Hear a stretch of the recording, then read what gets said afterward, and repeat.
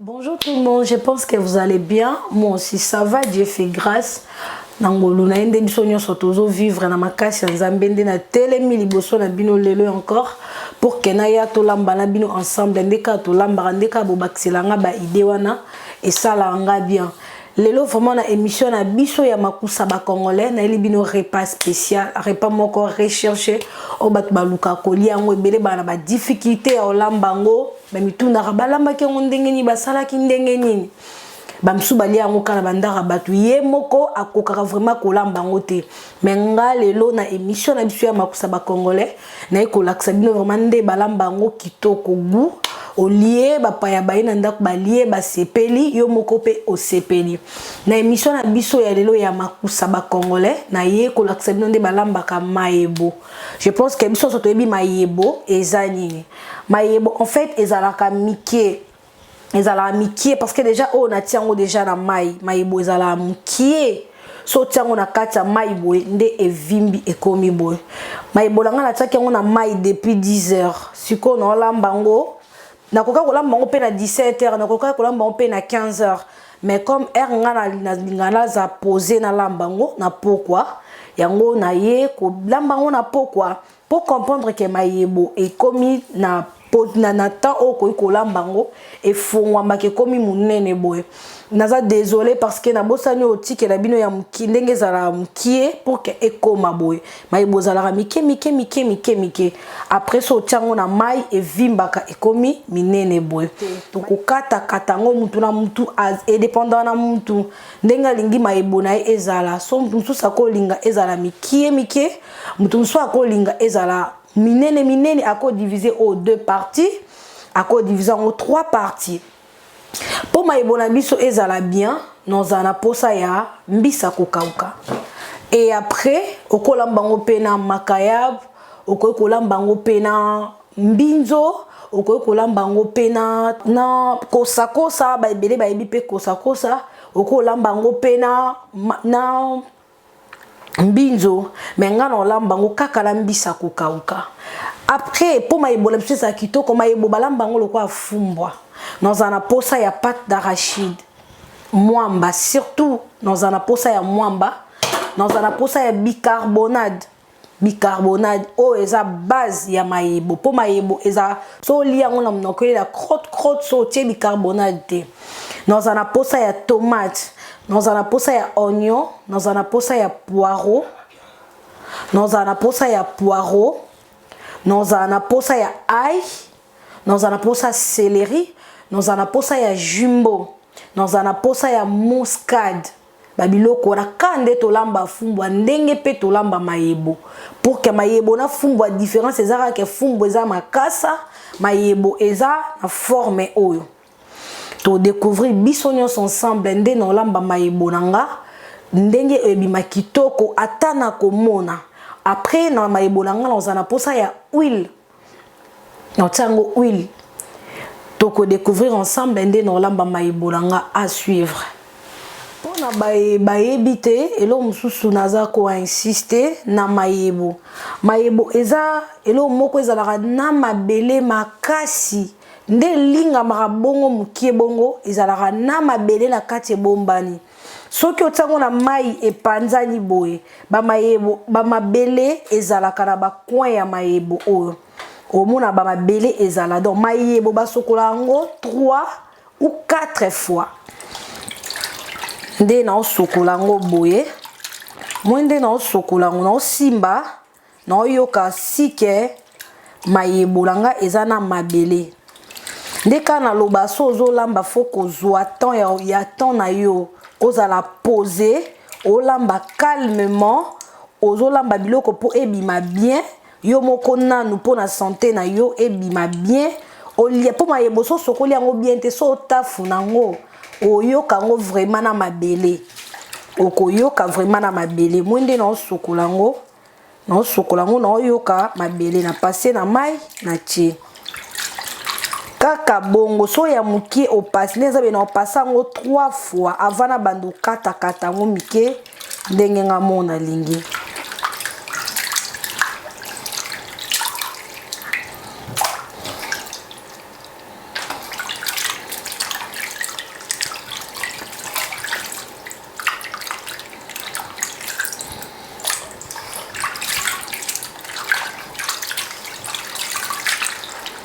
nde na lobeka tala bassin o na sokoleli première tour ya mayebo nanga omoni mabele tala mabele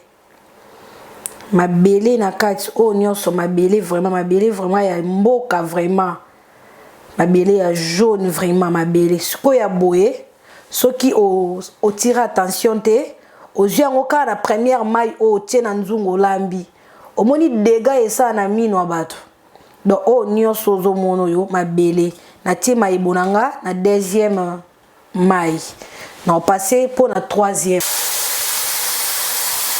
lingi na banda kokata mayebo nanga conseil mona opesa eza na bato mosusu balinga kolia mayebo ezala minene boye so neti exemple oza en couple ya bozala na mobali no na ndako soit na bana baliaka yango il faut otuna bavi na bango mayebo nakata yango 2 parties nakata yango 3 parties chéri olia mayebo minene to nakata yango mike po bato mosusu balinga olia mayebo ka minene boye na nzungu na sani oyo kango minene mais mutu mosusu balinga adivise yango ata 2 parties ou 4 parties neti nga na linga diviser yango 4 parties so eza minene po na linga ko sentir en munene na côté po ekozala na mbisa okauka na linga te ke ezala munene mais ezala bato mosusu balinga yango ezala toujours minene oli yango azoka munene donc soko ozala bato na ndako soko ozolamba mayebo il faut que tuna bango soki ba préférer kolia yango ndenge nini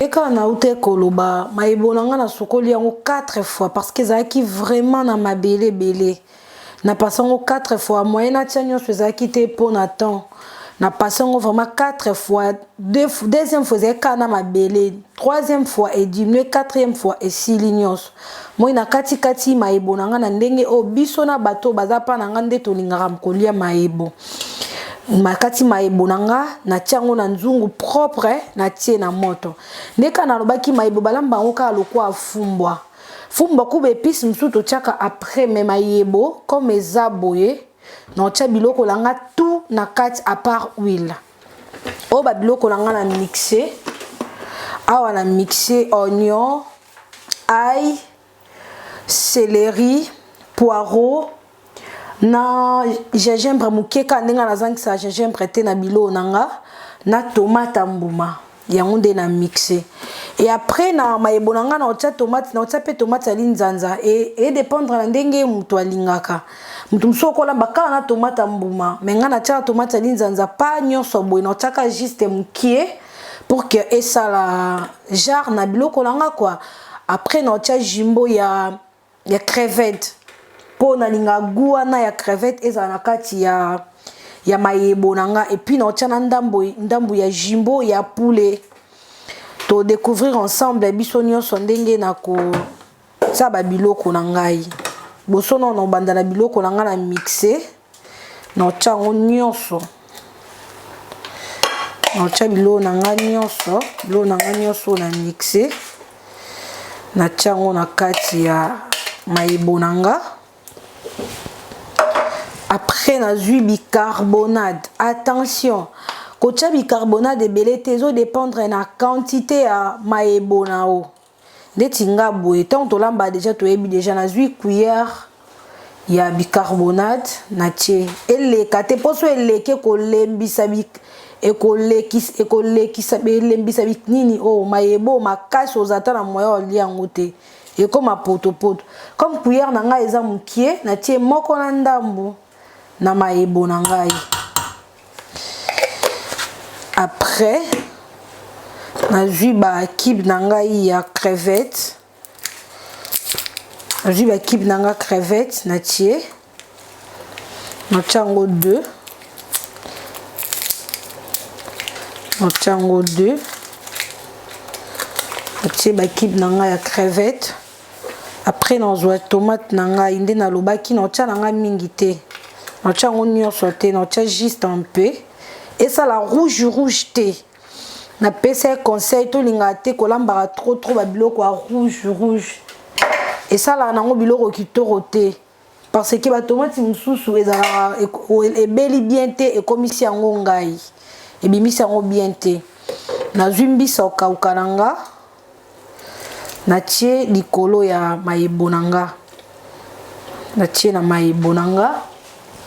Mbisa okauka nanga ezaki déjà na mai ya moto à côté na sokoli yango propre. Natie na nzungu.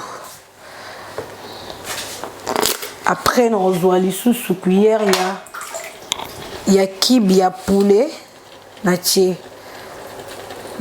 parce que nga mona ebi na tia lisu mungu ate donc nde natie ka boye c'est bon na tia lisu mungu ate.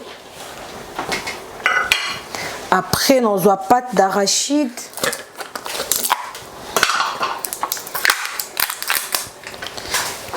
So maebono ezebele okota ngo nyonso.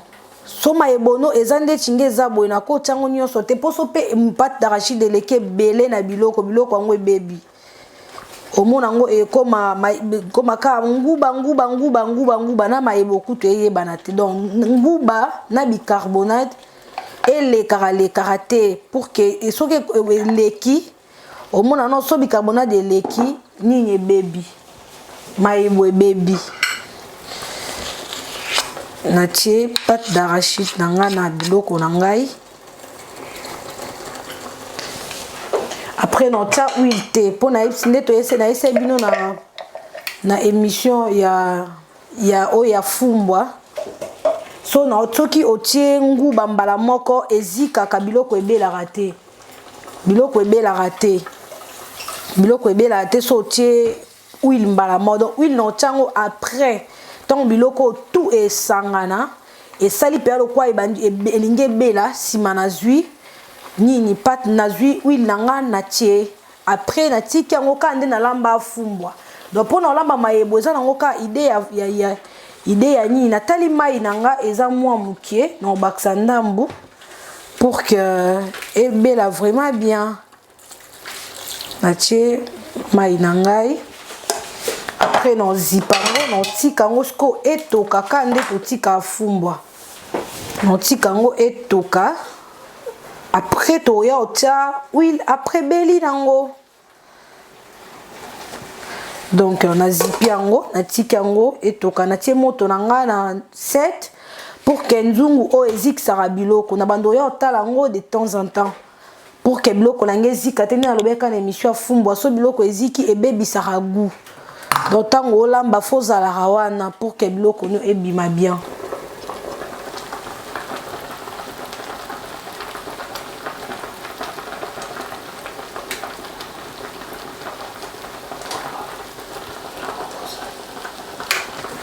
Biloko nanga bomwende toka no bicarbonate nde na lobeka kana bando yo talango de temps en temps parce que ba nzungu nanga o so na tika ngo bongo ezika moni mama inde ezali ba momba la biso beto ebi panzana nango rapide ndeza bede panzani na mayo ndeza bo ekita nyonso avant na tia huile.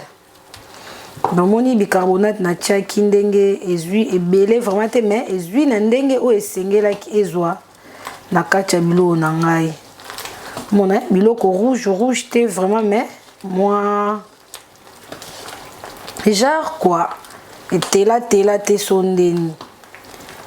Donc non tika ngo sou etoka lisu yango moko donc mayo yo il faut kita to découvrir ensemble à suivre. En fait nde na lobeka kana kotia huile nanga soki ba épice na mwamba na maebo na mbiso ka kesangani Je pense que bino mo bo mona non kuna tie huile te mais huile ya mbisa okauka huile ya pâte d'arachide na huile ya mayebo yango moda ebimi bo mona siko so na tiaki huile déjà na tiaki huile même temps na biloko nyonso elingo bima huile belé moyen na yeba lisu moyen ya ko ndenge biloko nange eza kitoko elingo zala te donc yango na biloko mwamba nyonso fo tiaka huile na ciment pour que mbiso kokaranga eza nzombo ebimisi ezaka na huile soki nde tozala mbiso koka oya ba pete pete ba mungusu et tout okotiango même temps na huile na yo parce que so tiango avant ekolemba lembe aussi la na kati ya mayebo ezali suso muto yo ka mbiso koka te na kati bomona nde mayebo nanga elembi mayebo nanga vraiment elembi et nango pete pete te ezambi soka karange ezali et monana sko nozo huile nanga no tia su huile mingi te pour que huile déjà ya mbisa okakana ya pâte d'arachide et bimi déjà achaka huile nanga yi na mesure oyo toaba tolambaka oyeba kaka ndenge mesure mayebono ezaleli non balango te non tika ngo encore boye nazui piment nangai comme naza toujours na petit dotia piment ya mubesu na biloko nanga na tia piment nanga ya mubesu après na kozipa ngo encore toujours nando surveiller ngo mungwa nanga na meki na yoka soki kokite parce que biloko ngube bendaka emelaka mungwa na bakisi kokite obakisi susu muke pour que mungwa eyokana na biloko donc wana toze la suite pour que tout monde ande mayebola biso ekobela na tikaki yango 2 minutes kaka moni nde huile esangani na huile wana ekomi mbamo na couleur ya biloko après na olekisa lisusu lutu na kati ya biloko nanga omonaki ya huile ekota nango na kati oza su likolo te ezala pe belé te so olinga biloko ekangama mwambe ekangama yo comme nga nalinga nanga te biloko nanga ezala ya kokangama nde nako biloko nanga eza bomoni mbiso kaka nanga eza toujours mbimba po eza mbiso kaka ya makasi eza nzombo soki mungusu pe tango otia même temps na huile na yo obalola omona ke ezala toujours bien moto olia biloko oyoka huile nanga esangani moni ke biloko ebimi vraiment huile ebele te notika ngo encore moi 2 minutes après biloko ebela moni etokeli déjà huile ezomata toujours likolo biloko ekomi déjà prêt ebeli déjà maintenant tika ngo moi 2 minutes esangana encore bien après tokoya ko clôturer émission na biso à suivre. Et voilà, nous sommes arrivés à la fin de notre émission Makusaba Congolais. Je pense qu'elle est bien, ba commentaire na bino, ba maloba na bino malamu esalanga bien. Vous allez toujours brancher la chaîne na biso FB son image. Bo banda toujours ko zobe émission ya bien. Oye ko sepesa bino oye ko laksa bino ndenge ko kolamba ba biloko bozala mona ba difficulté à kolamba ngo. Restez vraiment branchés sur notre chaîne FB son image na émission na bino ya Makusaba Congolais. Lelo biso moto moni mayebo biloko mboka to moni mayebo nde na lambi yango lamba kaka boye même épice ndenge nga na lambi ebandeli tina suka opesa nga raison ata olata olamba ngo te si que papa alia kango jour musu sala plaisir que na Château Rouge bakanga ngo ba asoza na France et na soit na Paris et na Château Rouge partout na ba province na ba pays nyonso je pense que ezali ezaka mukiebwe na ba sachet otiango na mai et vimba ke komi ebele olambi osali papa plaisir soit yomoko misali plaisir peut-être lia kango peka pa batu mais grâce à émission nanga oyo to back to steng sarba idée na bino ensemble et au pesa idée ya olamba kitoko lokwa nga na lambi o lié au sepeli ba paya peso ki ba ina ndako ba lié ba sepeli papa pe allié a sepeli ezalara bien, ezalara moi honneur moi pour na biso ba maman. Nalinga bino mingi batu tout balanda ngai, restez branchés sur notre chaîne FB100 Images. Caméraman nabiso ya Bougar nde to sala neka émission tous les jours. Donc to sala na pour on sepelisa bino. Bobenga biso kaka nde to lobaki anniversaire, mariage.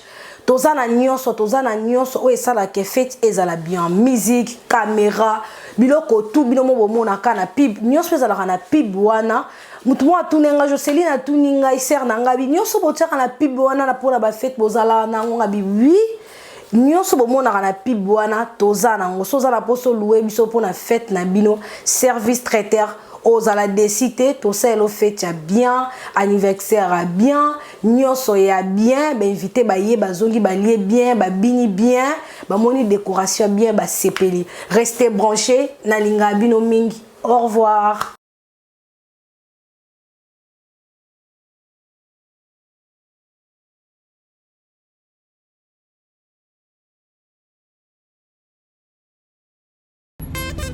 Allô, c'est Madame Flexa. J'avais pris rendez-vous pour mon anniversaire en fin février et là je suis pas là. FB100, le spécialiste de l'événementiel.